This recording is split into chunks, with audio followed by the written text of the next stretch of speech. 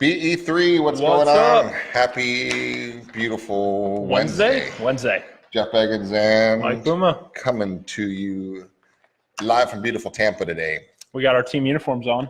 We do. Yeah, apparently this is Blue Day, Blue Team Day. Apparently every day is Blue Day Yes. for me. I just didn't really realize Jeff that. likes to copy me.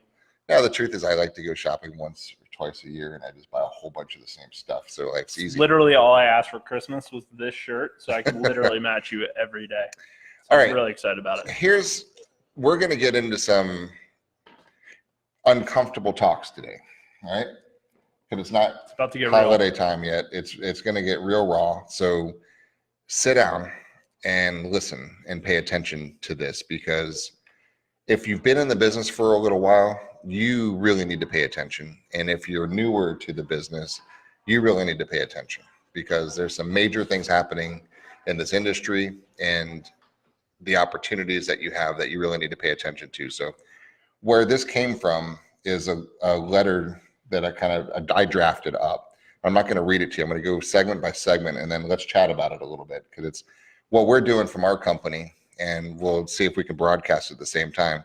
We're doing a special event next Thursday. It was not even scheduled. Yes. But with everything that's coming up and going on industry-wide right now, it's a necessity to go do it while we're getting ready to come into 2019. So here's how I started this little letter out, and let's chat about it. I said, watch out. You are not in real estate anymore. You are in the people and communications business. 2018 was a whirlwind of change, but 2019 will be a whole new ball game. So let's just start with that for a second. Now, What happened in 2018, people really haven't really taken the time to pause and let sink in. The shift in this industry has been enormous in just 1 year. Oh, yeah. You've had every disruption come at us from every possible angle. And we're not just talking about iBuyers like OfferPad and Open Door and those guys, because obviously that's been disruption all on its own. But you've had a complete shift in consumer attention. You've had a shift in, you've had a very strong market for the most part across the entire country. But you also have a lot of people that are, getting scared because it's high and they didn't want to buy, and now it's going to. There's headline reading, like it's endless. It's been a constant year of growth, yet disruption at the same time. So let's continue on this one. So the playing field now is completely leveled, which is something 100%. I don't think everybody understands fully yet. Which means that if you've been crushing this for 15, 20 years in this industry, your competitive advantage is gone, right? And if you're brand new 100%. Into this industry in this last year, right, you have the opportunity to wipe out the incumbent, if you will, that owns a neighborhood or a town or a niche on what's going on there. So, and here's a little bit more. Your competitive advantage has completely been dismantled in the past 2 years without your knowledge. And now the old tower you've been standing on is starting to wobble. So you as a top agent can either act to stabilize it and fortify your world, or you can watch it fall. And it's totally in the hands of you. And it's your choice, the way things are going 100%. Here. If you've been resting on your laurels and your past client referrals, they're coming to an end, and you need to be paying attention to this one, because it's gonna come to you. Yep. Right? Yeah. I think honestly, the more successful you've been, the more vulnerable you are. Luxury magazines and newspaper ads are not relevant anymore. Are you sure? Right? I saw a few magazines out there. I'm sure someone this year picked them up. Nothing against you publishers that are doing it, but that doesn't do stuff anymore, right? You're at the risk, at top agents watching, you are at the risk of totally being dethroned in your market, right? And your past clients that you think is your biggest asset are totally being wooed by other people. And here's an interesting thing. All kinds of new suitors are whispering into their ears, and more importantly, whispering into their eyeballs. And if your past clients you think are loyal to you, I think you actually need to realize something pretty significant, that your past client was somebody else's past client. So therefore they're showing you they weren't loyal, because if they were loyal, they wouldn't be your past client. They would have stayed the past client of somebody else. 100%. So if they're willing to jump ship already, they're going to be able to jump ship on you. And there are new suitors all over the place right now that are saying, look at me, look at me, look at me, look at me, look at me, look at me, look at me. And most of the agents are so comfortable that the people will just call them when they're ready, they're going to be in for a really rude awakening. Well, I think, and that's the thing to me, is it's not so much like, don't take it personally. It's not that John, who you think is your loyal client, doesn't want to do business with you. Just by and large, we value, as human beings, we value time more than anything. And so when somebody else is constantly in their news feed and at the touch of a button, and you are not, and John has to be referred to you, and he's got to look up who referred you and then find your phone number and then call, it's not going to happen, because John is getting bombarded by people that are right here where his attention already is, and to get them, he pushes one button. And John is going to do that because it's easier, faster, and more convenient, and he values that more than Susie's opinion of who he should use to sell his house. Because it's just the reality.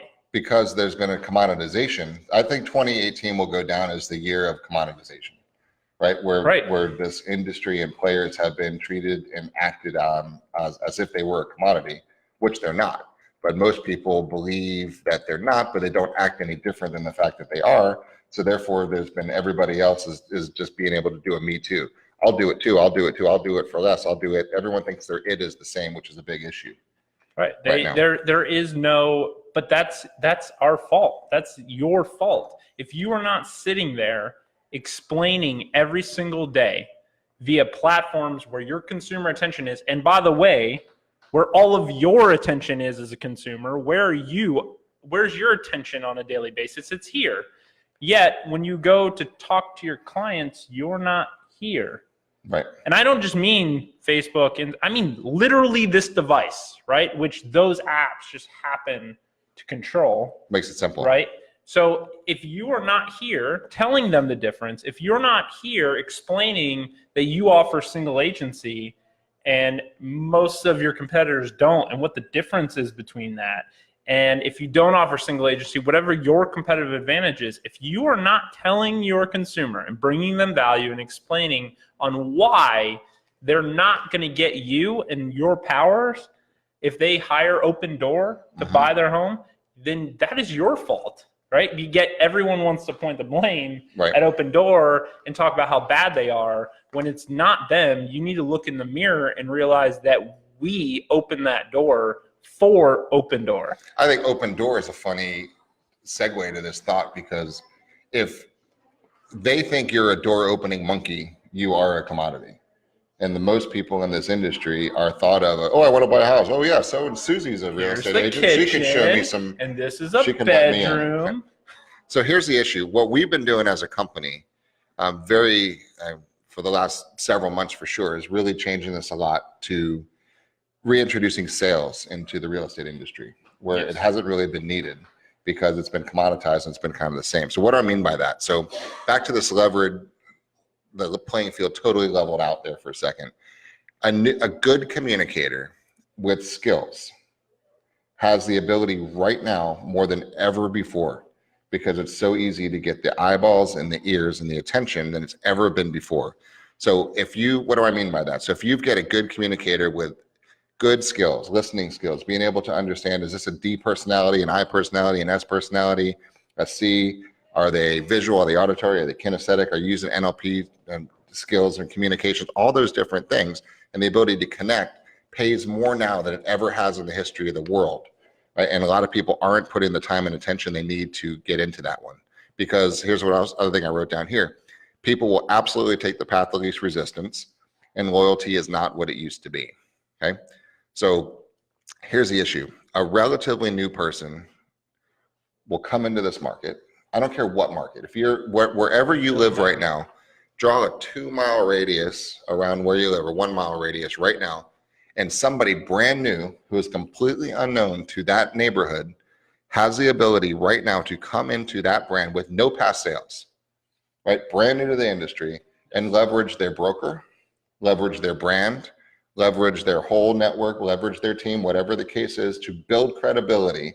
And if they have the ability to show relevance and good connection skills, they will be accepted into the tribe of people that live in that neighborhood. They will be trusted, they will have instant credibility, and they will be invited to the living room to interview for the job. Yep.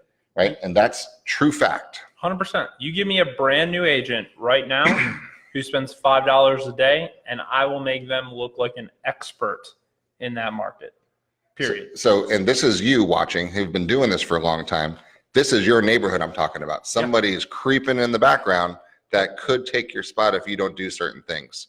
Yep. It's absolutely true. So here's what I wrote down. So now that we have your attention, and I hope we do, then here's some of the good news. You can shut out the threat, right? You absolutely can. If you acknowledge that the threat is real, for one, and stop ignoring it and just know that this is coming. And that's the biggest thing right now. And then you have to be able to take the steps in order to protect your turf and your people. So it's time for a little gut check time. So these are some questions that are spurring on our event that we're doing next Thursday on this one. So this is, let me just read a couple of these things out and see what your views are on this one. Are you truly good at reaching out and connecting to your past clients? Now, be honest, gut check. Those of you who've been doing this, are you really, really good at connecting with your past clients? And you know the answer on that one. Or let me say this, could you be better? Second one, are you using your database to upload certain segmented audience into Facebook, Instagram, and LinkedIn to the best ability you could? Okay. And I think you know the answer to that. Okay. Answer is no. 3, are you creating relevant content to your niche and the segment of people that you want to target? Do you know what relevant content is? Right, question for you. Number 4, have you taken the time to figure out how to actually segment your market out? Okay. Guys, this is new. This is my point.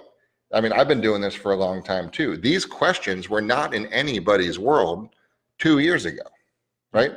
They were slightly in the peripheral of something you should be doing, but it wasn't necessary or extremely relevant anywhere near the way that it is today, right? Next one, do you have a relevant message to each of these markets? Next one, then we'll chat. Are you shotgunning to attract or repel your audience? If you are, is the scale that you're using, is it large enough to afford you the luxury to be able to attract and repel? Or are you forced to employ an attract and connect strategy? Let's talk about that one because there's a big mouthful on there. Yeah. So what we talk about is be you, own the you, and learn how to show people that you're you. And enough people will like you, and a lot of people won't. But who cares about the ones who won't? Just deal with the ones who do. Works. It's 100% the right way to go. The reality is, for most people watching, they are so hindered by everyone else's opinion of themselves that this is the number one thing that they're going to struggle to get over. And until they do, it's going to affect your business now and moving forward, period. End of story. Because if you cannot get over this, it will hinder the type of content that you produce. It will hinder how much you're able to put out. And both of those things will completely hinder your business this year, next year, and especially over the next 36 to 48 months. Your business will basically go to zero. And I'm glad we have this on film because there's so many of you sitting there right now that are saying that's not true. And in 24 to 48 months, I'm going to look back at this and say, yes, it is. And I told you so. Right. So that's the problem. Stop caring what everyone else thinks, because unless it is the core group that you actually want to do business with, who cares, right? But the problem is most people do. Right. Now, the other thing that comes in here is scale, right? If you're talking to 50 people, you're going to have a problem, right? Because to try to attract and repel inside of a group of 50, that's a limited world. Right. So what I talk about scale is that's okay. If you're trying to get into one neighborhood of 200 homes, you're going to have a really tough time just throwing it all out there and see who likes it. But if you're working on a 50,000 home, couple zip codes, that's a different strategy. Right? It is a different strategy, but at the same time, I would argue that it's not, because I think the problem is when most people hear scale, what I see so often is they start shotgunning it. Right. And they start taking this radio and TV commercial approach where I have to put out one video or one picture, and then I'm going to run that to everyone. And whoever likes it, great. And whoever doesn't. Whoever's right? in the market for tires likes it. You're right. The problem is that that's silly. So what Jeff is saying is absolutely correct. You should have your database or your target area of 20,000, 30,000, 40, 50,000 people, right? But within there, a good and efficient plan is to now look at those segments within that group and say, okay, this group over here are my $1 million up. My messaging to those people who live on the beach. Right.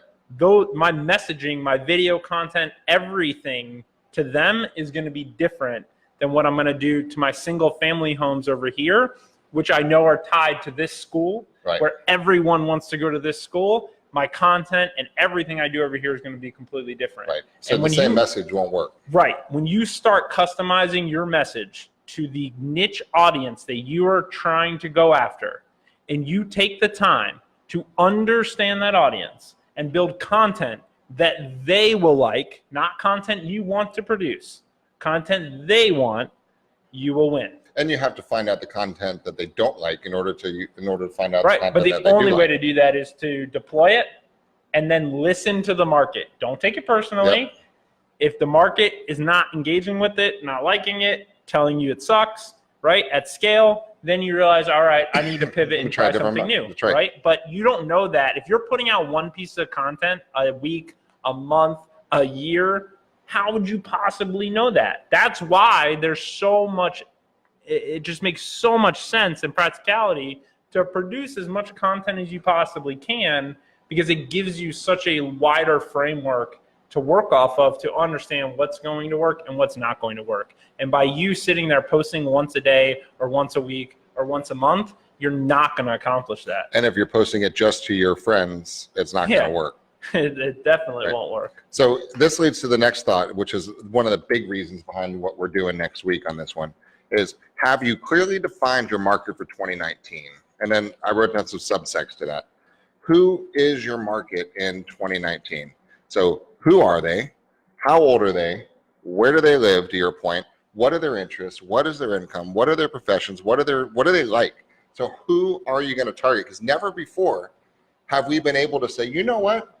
I only want to work with X, right?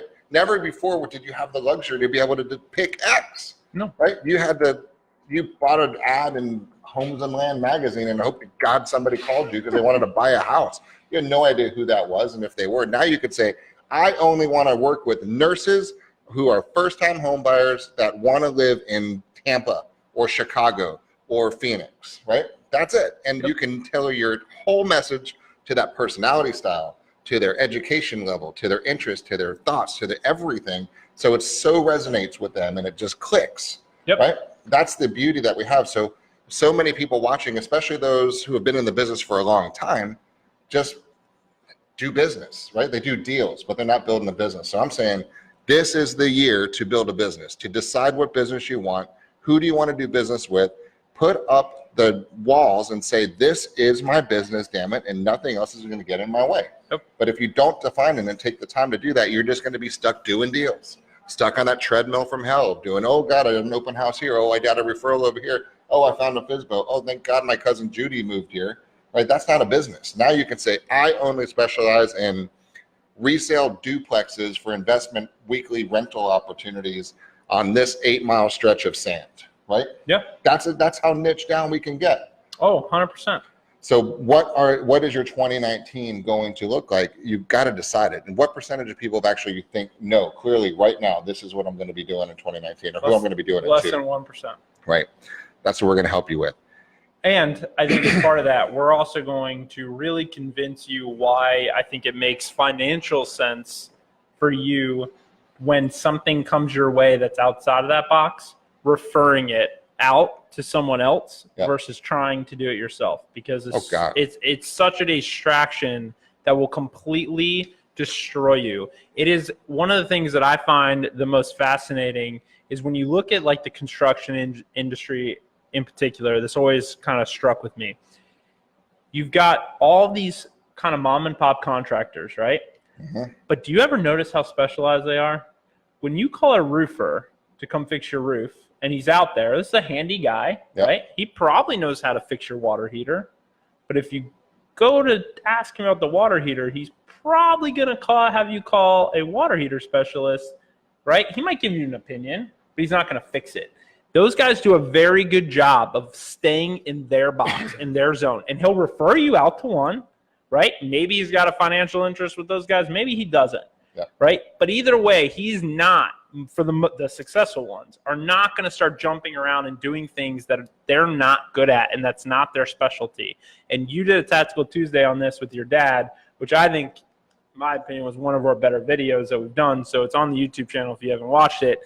It really explains this really well, to your point of doing deals versus building a business. Yeah. And if you look at any successful business, none of them just are building a product and then randomly go off and start doing other things. Apple didn't start building a bunch of devices outside of a computer for a very long time. And then when they became one of the best in the world at building that, then they started adding, right? Yep.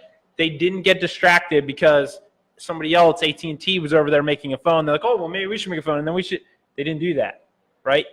The squirrel syndrome never hit them, and it doesn't hit any successful business. So does not hit a business owner. Right. It hits deal makers, of course, but it doesn't hit business owners. they're This deal is hunting. the year to become a business. Right. Is the whole. If you want to be around in 3 to 5 years, if you don't, if you're retiring next year, shut this shit off. You don't need to watch us. Like, Call your past clients. Yeah, you don't. Like, just, like, mazel tov. Like, So, you don't need to watch us. So now once you start digging into what 2019 is going to be and who you're going to talk to, how do you come up with relevance, right? That's something that's going to take a whole business strategy. Like, if I'm going to focus on this niche micro market, who's in there? Right? Yeah. Where are they from? How do they think? What do they eat? Where do they go? What do they drive? Right? What do they do at night? What do they do on the weekends? How can I enter that tribe? Where is the relevant content? What can I do that makes something that's compelling to make me stand out of the crowd? Because this year, 2018, right now, what we're in right now, has more real estate agents than in the history of the world right now. More agents now than have ever been in the history of the real estate industry ever. Why? Because it looks so easy, because the market's been so hot, and everybody and their grandmother truly has a real estate license. Yep. And then some are doing deals, but of the 2 million real estate people in the business, half of them have not even done one deal. So now you're down to 1 million people. And that's the play of what's going on there. So we got to be really serious about what's relevant, what's consistent on this deal. And then also, what's the difference in targeting versus Facebook versus Instagram? And that's another thing we're going to be talking a lot about too. What's appropriate? What's relevance? What is the video orientation? It's important, but everything, including that you just mentioned, is just you deploying empathy. That's all it is. You're being empathetic to the audience versus yourself. Relatable. Right. Empathetic. I mean, so many people just want to build content that they want to build and they don't care, right? And that's cool, but you need to realize then that you're going to have a hard time really hitting home with the audience that you want. It's not about you, it's about them.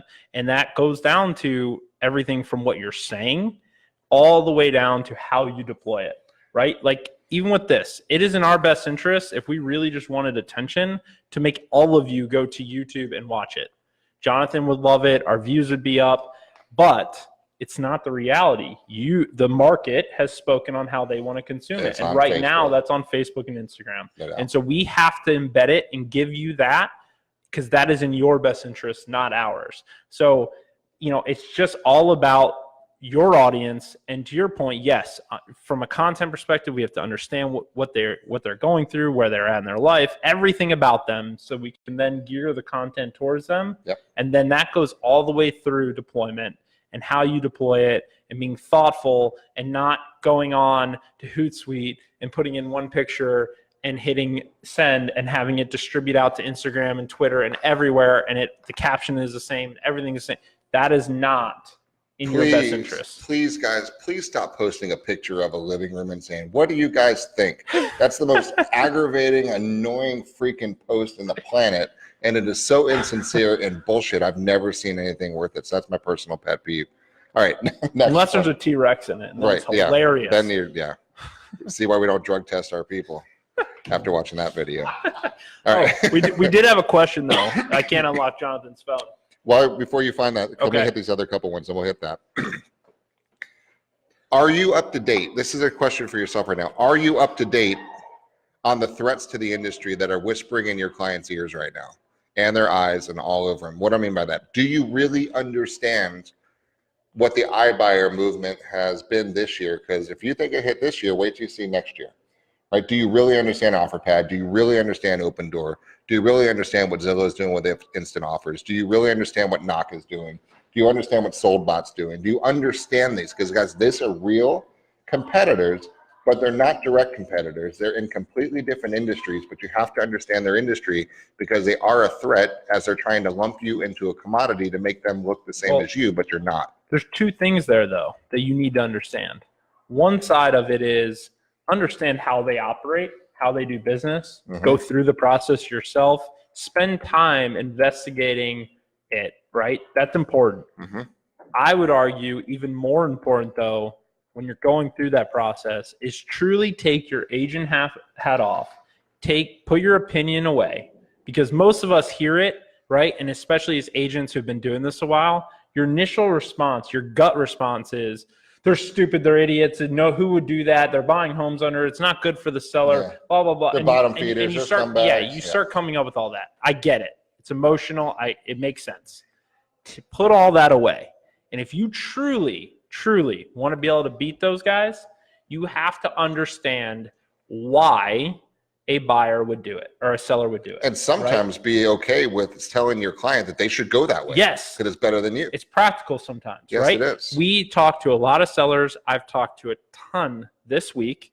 And for 90% of them, 99% of them, they would laugh at an offer because we offered to make them a similar offer to what OfferPad or Open Door would make to them on their property. And none of them were in a position to do that, except for one guy, right, who literally doesn't meet all the requirements, but literally said, it's the greatest thing in the world. If I could do it, I would do it. My situation would result in me needing to move both of my properties very quickly. It would make it very seamless. I would love to do it. I just don't meet all their parameters. And he's following up with us now. Right. He's coming after us to try and get us to do something with it. So it really, something like that will make you take a step back and realize, wait a minute, it's not stupid. It's just, what is that person going through? What is in their best interest? And again, if you stop thinking about what you want and truly take a step back and say, what is the best for my client? Then does that make sense? And because then you can go to them and say, hey, Susie, I know you mentioned that the job got moved up and you have to be there in a week. Listen, I'm going to do everything I can to sell the home in a week, but it may make sense for us to go ahead and see what OfferPad will give you or Open Door will give you, so we have an offer, right? Now, how many of you, if you're being honest, are willing to go do that with your client? Right, and how much equity do you have? What do you owe? Maybe we could do a bridge loan for you. What do we need to do? So understand the position of not if someone would do it, for someone that does want to do it, try and understand where they're coming from, what their situation is, where their head is at, why are they doing it, right? All of those things will really allow you to truly understand the platform. That right there that you were just talking about, that is the total game changer for especially this coming year. To get out of the, hey, you want to list your home, right? That is like 1994, right? Act. The real world now is what's going on in your world and what can I do to help you, right? And truly unattached to the outcome, total advisory world. What can I do to help me? Tell me your world and let me walk you through your options. I'm probably not a part of some of these options, but I'm going to advise you to do whatever you think is a better deal for you, right? And now that's going to come up with the biggest point I have for 2019 as we reintroduce sales into an industry that desperately needs it is, have you sharpened up your positioning skills and your presentation skills? And I'm talking specifically about how do you price, right? How do you position the properties? How do you present? How do you connect?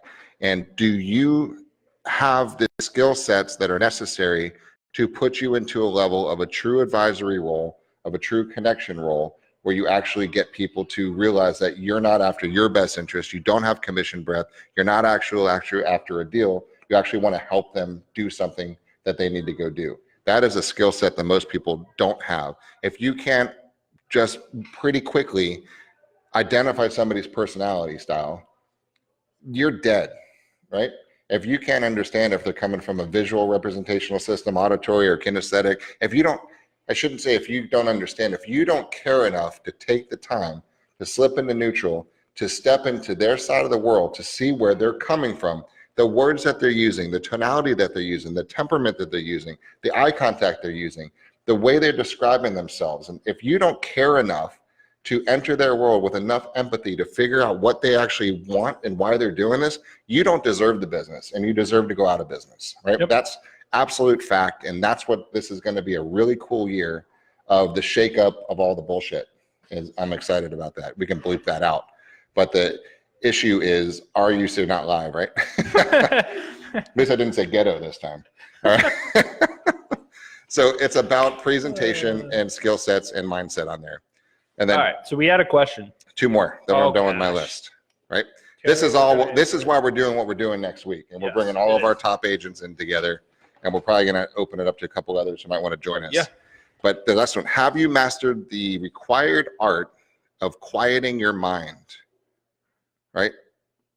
Master the art of quieting your mind to allow you to shut out the chatter, right, and the noise so you can actually execute on your plan.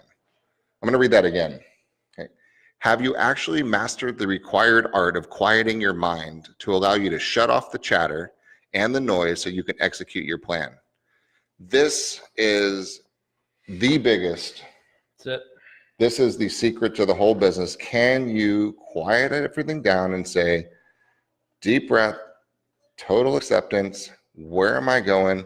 Who can I help? Let me figure out what they are and let me execute my plan without paying attention or giving a crap about what anybody else is doing or thinking. That's the whole secret to this business, especially this coming year. It's not just the secret of business. It is literally the secret to being happy in life. Yep. Because if you are so tied to everyone else's opinion and only doing what you think they want you to do, you're never ever going to just do what you want to do. Because you're going to actually be happy because you're always tied to somebody else's opinion of you instead of and you're insincere, and they're going to see through that. It's never like, listen, we're going to shoot a video later today that I am making specifically and only targeting to Redskins fans, right? All 3 of them? Nice. It will work because I am authentically a Redskins fan and I truly want to work and help Redskins fans, okay, that live in Tampa. There's a lot of us. There's a few. Now, to your point, though, right? Here's what so many would do. They'll take the Redskins shirt off and put on a Cowboy shirt and say, hey, Cowboys fans. You know what? It wouldn't work. Or I love football. It's not authentic. Yeah. And thinking you're touching exactly. them. It's just right.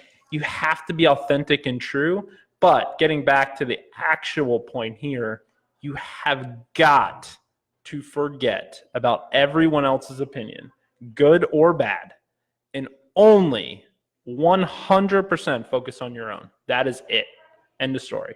And it is the biggest thing. And I think it is the number one thing that holds people back. I think it is the number one reason that we will go through this business plan and 5 of the people in the room will actually execute on it because so many people cannot get over the opinion of everyone else. Right. Last thing on my point is your support structure prepared to handle all of the things we just talked about and all of the threats that are coming in 2019?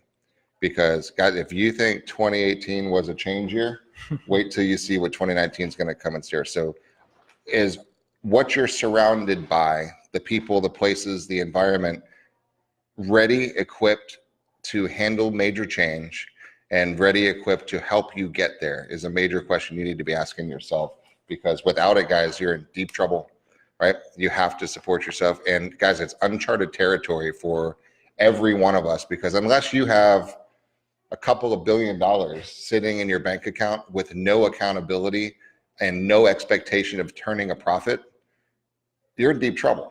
Yeah, because this is what your competition has right now. Let me rephrase that. Let me remind you about this one. These companies that are going after the same client you're going after right now literally have billions of dollars with a B and zero expectation for profitability. Yep. Zero, right?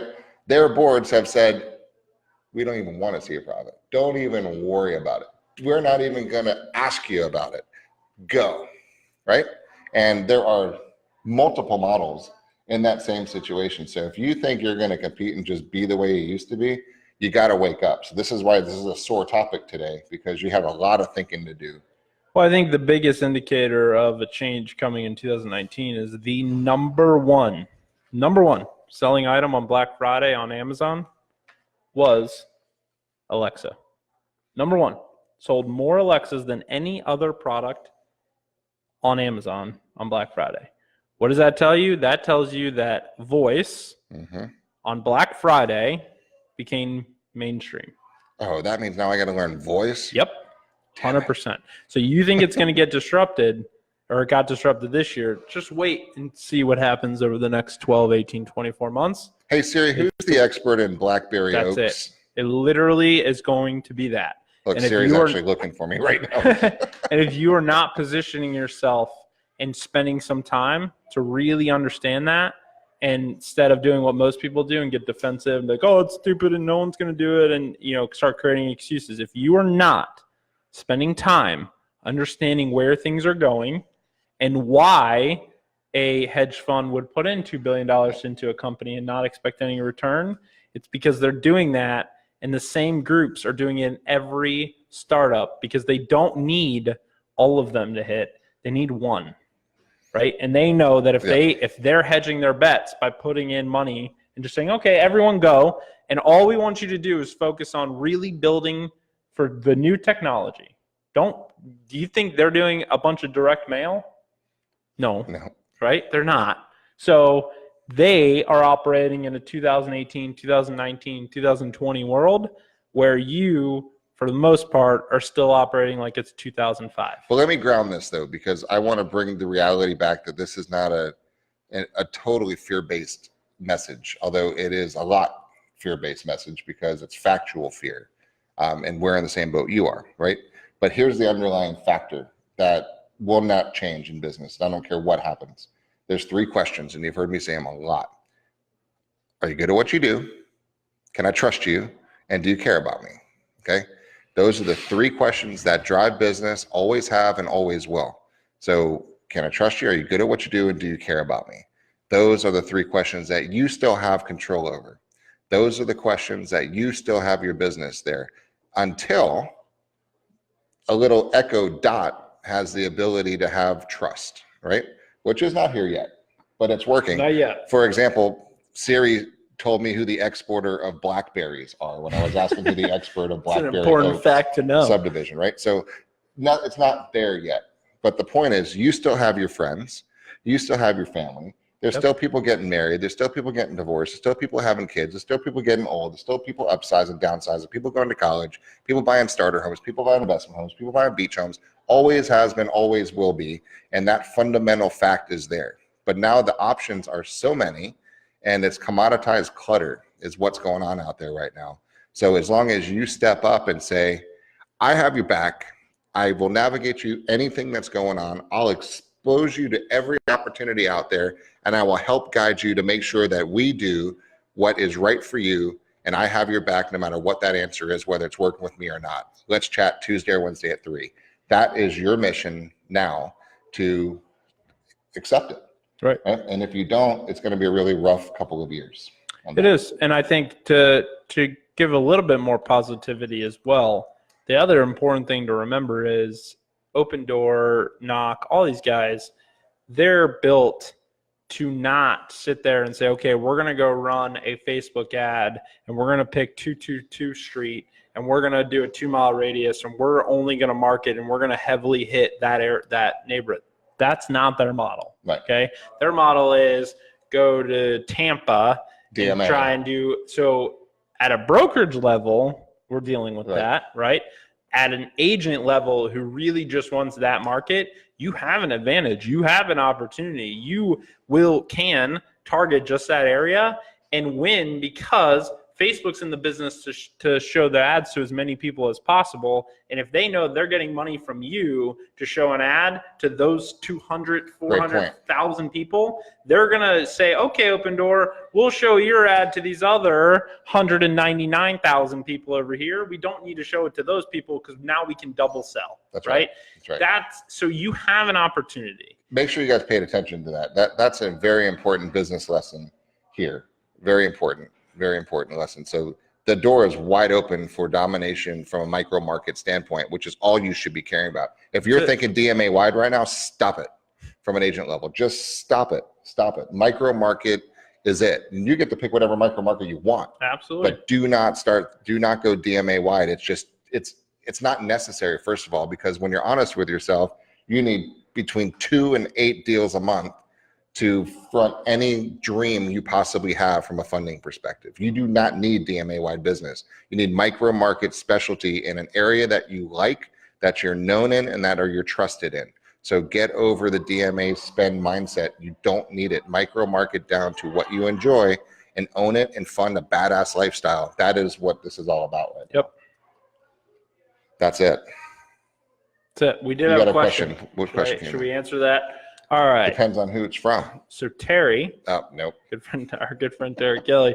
How do you separate out the deals that are repeat customers from the business you want to create?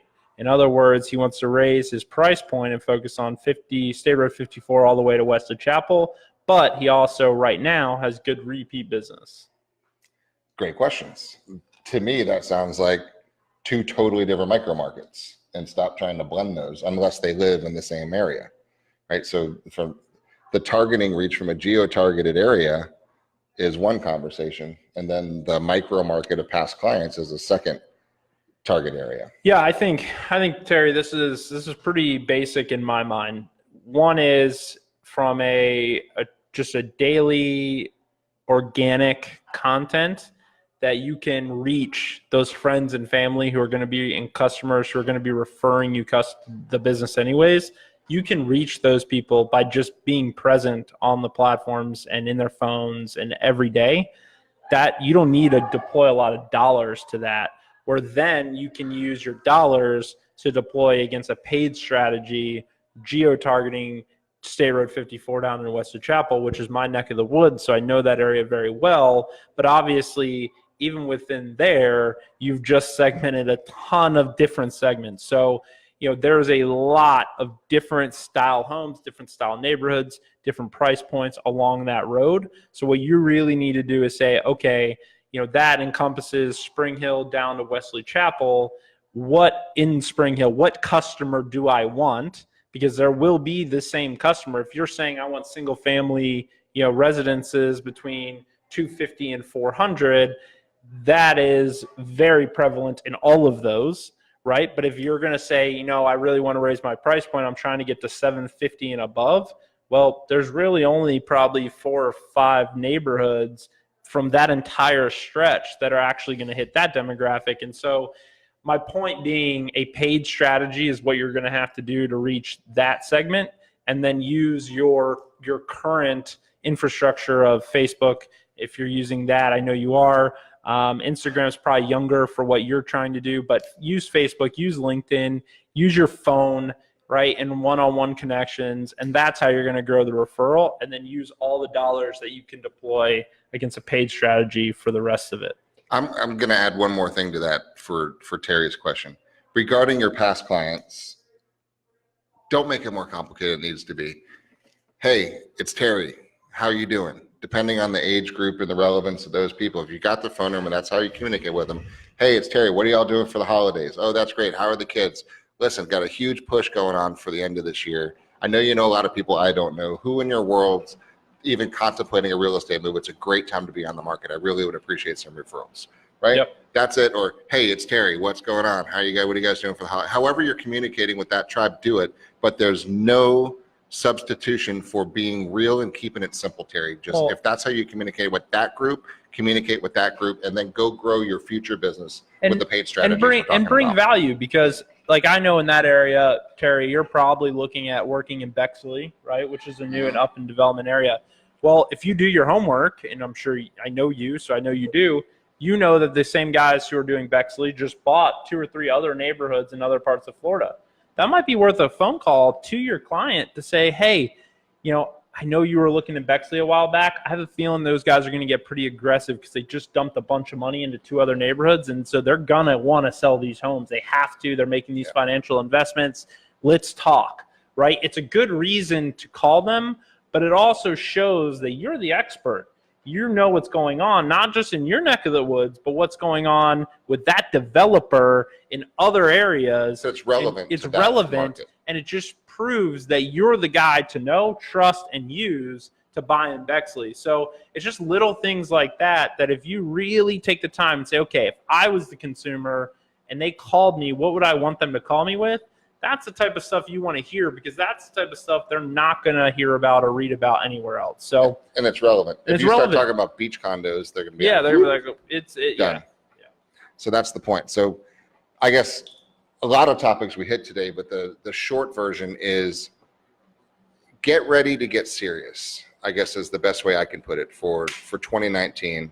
And let's go back to business fundamentals about determining who your market is, how we're going to reach them, and what's the strategy, what's the timing, what's your budget in order to reach them, and then get the plan, get the support system behind you and the people behind you that support you and think the same way we do, and then just freaking do it, right? And be realistic and take the pressure off yourself is the biggest thing too.